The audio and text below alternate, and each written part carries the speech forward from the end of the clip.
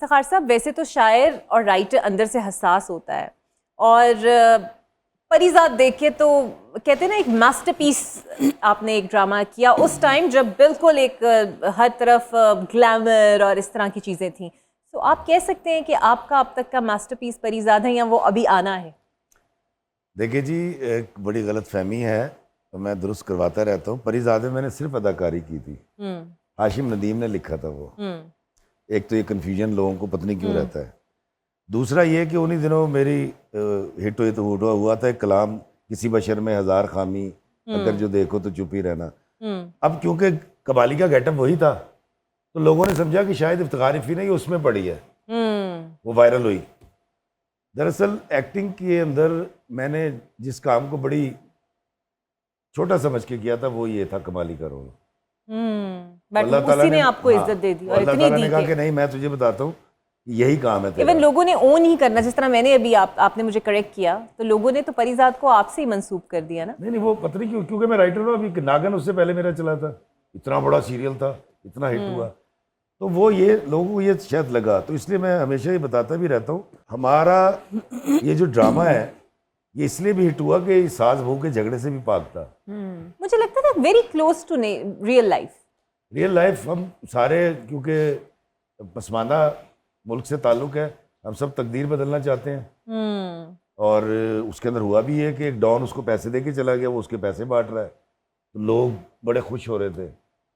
تو حسرت تو سب میں ہوتی ہے نا، تو دراصل حسرتیں بھی کی ہیں. اچھا سر، آپ کے ویلاگز بھی بڑے مشہور ہوتے ہیں، اور وہ ویلاگز وہ والے ویلاگز نہیں ہوتے جس پہ پیکا ایک لاگو ہو جائے وہ آپ بہت سارے ملک دکھا رہے ہوتے ہیں.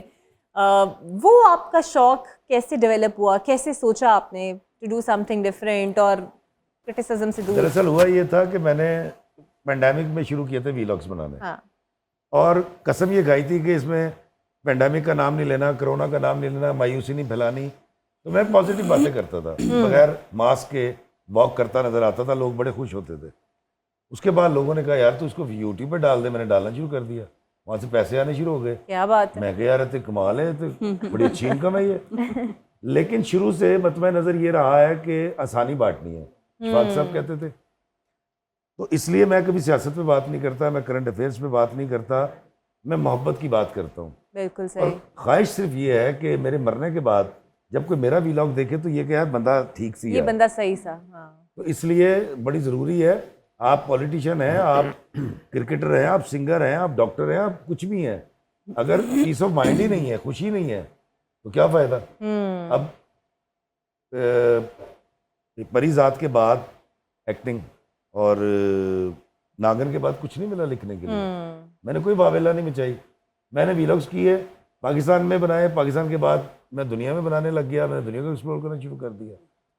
تو مجھے صرف خوبصورتی دکھائی اور پازیٹیوٹی دکھائی. دوسری بات یہ مجھے جینا ہے نا. اور یہاں سے دیکھیں نا اس چیزوں سے پیسے آتے ہیں یوٹیوب پہ، بہت اچھے پیسے آتے ہیں، بہت اچھے پیسے آتے ہیں، ان کا چیک بھی لیٹ نہیں ہوتا. کسی بشر میں ہزار خامی اگر جو دیکھو تو چپ ہی رہنا. کیا بات! کسی بشر کا جو راز پاؤ یا عیب دیکھو تو چپ ہی رہنا. اگر منادی کو لوگ آئیں، تمہیں قریدیں، تمہیں منائیں، تمہاری ہستی کے گیت گائیں، تمہیں کہیں کہ بشر میں دیکھی برائیوں کو بیان کر دو تو چپ ہی رہنا. جواز یہ ہے، دلیل یہ ہے، ضعیف لمحوں کی لغزشوں کو، حرام نعتوں کی قربتوں کو، ہماری ساری حماقتوں کو، ہماری ساری خباثتوں کو وہ جانتا ہے، وہ دیکھتا ہے، مگر وہ چپ ہے. اگر وہ چپ ہے تو میری مانو وہ کہہ رہا ہے کہ چپ ہی رہنا. کیا بات ہے جی!